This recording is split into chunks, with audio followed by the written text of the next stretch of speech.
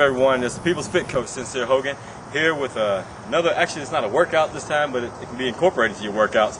It's more of a demonstration of something that I have a lot of you that email me and text me for my clients, my personal clients, and who are in my coaching program that text me. You guys always ask me about hill sprints because if you look at a lot of my workouts, you see hill sprints are in there. Well, I especially want to address this to my friend Alicia Castellano. She was asking me, pretty much how to make the hill sprints more effective. And pretty much she was saying that, how do you turn a hill jog into a hill sprint? And I think a lot of times, everyone, it's all about your technique. But first of all, I know you guys see this park that we usually train at. I just want you to kind of look around. I'm going to show you all the different hills that we have. If I can just get my man Russell to pan around. If you look right over here, this is more like I call the beginner hills over here. They're kind of short. They're not that tall. And it's a good way for me to start off the beginners in my classes and my beginner clients to be introduced into hill sprints. So they start off with just like a little low incline right there, so you don't have to go all out and just start hitting the big hills right off the bat. And then over here by the stairs, you'll see a more, I call it intermediate hill. People in my class would disagree and say that that's probably a monster hill over there by those stairs. But if you look over there toward between the stairs and the playground, that hill over there is much steeper, has a much steeper incline. That one takes a lot of work, as well as this hill right here. This is a monster. This hill is a mammoth. However, being the crazy warrior that I am, this is the hill I'm going to use to demonstrate the proper way of doing a hill sprint. Well, what I feel is a very efficient way of doing hill sprints. Now, before I do it, I just want to let you know that in high school and grade school, one of the sports that I lettered in was track and field. I love track. A lot of the things I learned in track resonated with me, and I use a lot of those techniques with my clients because, let's think about it. Let's compare bodies here. Compare the body of a marathon runner, a long distance runner, to the body of a track star, a sprinter. Look at the body of my man Bolt for the Olympics. Look at him. From those back in the day, think about FloJo's body. They're lean. Marion Jones, before all the scandal happened, despite what she may have been accused of, her body was great. The thing is, Carl Lewis, these guys and these ladies are shredded. And the thing is, they really don't spend that much time in the weight room. A lot of that comes from running sprints. And here's the thing, I've said it time and time again, just prolonged cardio is a waste of your time. And it's very detrimental to your program, and guess what, and to your health. Now, if you like to run just for the sake of running, just to feel free and just it helps you clear your mind and you love the feeling of it, that's cool. But if you're running long distances and running on treadmills and all this for fat loss, then I hate to burst your bubble, it's not going to help. You're not just burning fat, you're burning muscle. And when you burn the muscle, you kind of put the fat back on because your body's trying to protect you. Okay, it's got to hold on to something. So you don't want to end up burning away that muscle. But here's the thing about sprints. Sprints is almost like having your own outside gym.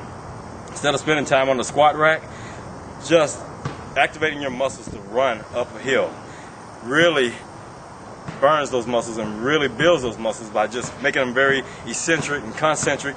You really stretch back. And here's a good thing, especially with the ladies, running hill sprints, just like I tell you with jumping rope, helps build dense bones as well, just from exploding like you do with those exercises by being explosive. And you want to build density in your bones to protect you from injuries, to protect you from osteoporosis. Believe me, man, you can get it too. So the stronger your bones are, the stronger your body's going to be, and the less prone you are to injury. But like I said, the one good thing about sprints is an all-in-one exercise for the fact that you get a cardio workout, you get a muscle building workout, you get a strength workout, you get power. It's endless. Oh, and by the way, with doing hill sprints, you also burn calories even days after you finish your workout. So you have what's called EPOC. Basically, I'm not going to get all scientific on you. What happens is your metabolism gets going so much from running hill sprints that your calorie burn continues for the next 24 to 48 hours. Being clinically proven, so there's science behind it, but we don't have to get to a science project. It works. I don't question stuff when I know that it works, okay? Hey, I don't see electricity, but I know it works, okay? Good. All right, so now, I'm just going to tell you some quick techniques on how to run a hill sprint. I often see people, when they run a hill sprint, they run like this, like they're running a marathon. And I'll usually scream at my clients, not in a very hateful way. I said, we're running a sprint, not a marathon. So when you're running a hill sprint, what you want to do, you want to drop those hips a little bit, hinge forward. You always want to lean toward your destination. And track 101. The faster you move your arms, the faster you can move your feet. I see people running like this, you know, when they're tired, and then they're running like this. You got all the things working against you because gravity is not your friend. It's kind of pulling you back, you know, when you're trying to run up that hill. You want to be able to accelerate. The way you accelerate and explode, you got to get down, use those hips, use those thighs together, use those arms to propel you. So the faster you get those arms going, the faster you can get those feet going. So you keep those feet moving too. So, and try to get a good stride. Try to get some space and some distance with your feet. Try to, you know, get some space. Don't try to run a sprint like this. You'll be running all day and you'll wear yourself out. It's just not efficient. Okay? So again, first thing we want to do, we're going to run a sprint. Just kind of come over to the side here. When I get ready to go, you know, I want to get down pretty much in a runner's position. You know, this is a good start right here.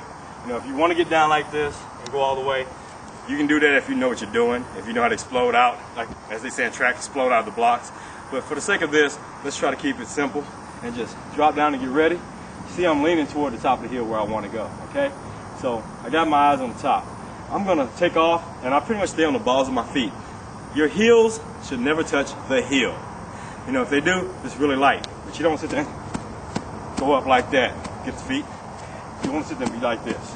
You want to just stay like this so you can lean forward. That's the purpose of being on the balls of your feet, to help you shift forward. Being on your heels holds you back, just like when we talk about in kettlebells. That's why we want to stay on our heels in kettlebells, to shift our hips back. But I want to go forward right here. All right? So you start off and keep your breathing efficient. So basically, you lean ahead, you load up, get right here, and what you're going to do, you're going to throw this hand back and explode. So you're going to boom, just like that. So, boom. You power off just like that. Don't just sit there and like, and then try to build it up. So don't go, you're not the Bionic Man, so don't even try to do it that way. Get explosive. So here we go. Drop it down, got my target, and just to say this, well, you'll see in just a second. Get ready to go, plant, go. I try.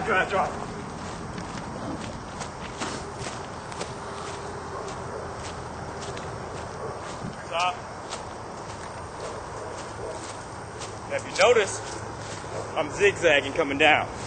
One thing you don't want to do is come down a hill with your legs like this, because you run the risk of snapping back and injuring yourself.